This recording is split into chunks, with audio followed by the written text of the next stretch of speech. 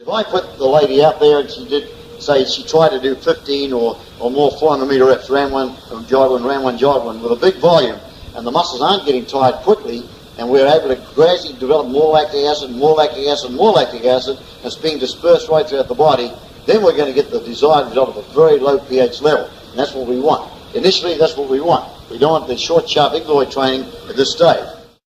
Now, if I got this young lady here and I say, okay, I want you to run 5 times around the track, I want you to sprint 50 metres in every 100 metres, and you sprint 20 times running around that track, probably the average runner will probably only take 8 or 9, 10 minutes to do it, and now their legs aren't going to move anymore, because if we took our pH reading in the blood and the muscle, we'd find that the pH level would be very low. If we took the arterial blood here, we'd find a very, very different reading.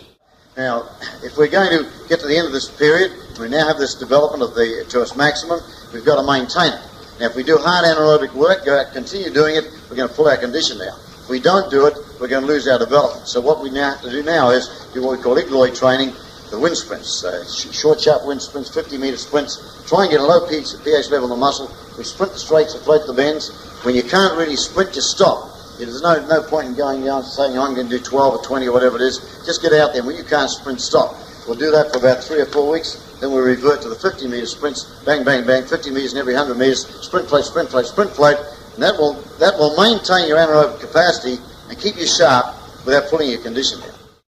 In other words, we get on the track and we'll measure it out in 50 yard and 60 yard, 50 yard and 60 yard, and we'll sprint 50 yards and we'll coast 60 and sprint 50 and coast 60. If you're accustoming yourself to this sort of thing, I think it's better to do it the other way.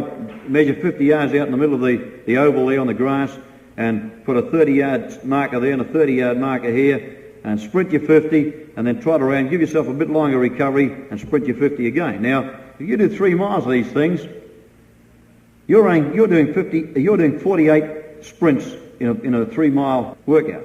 And it can be very trying. There's not much let up to it, and it's very hard. But what it does do, it starts to sharpen our body very quickly.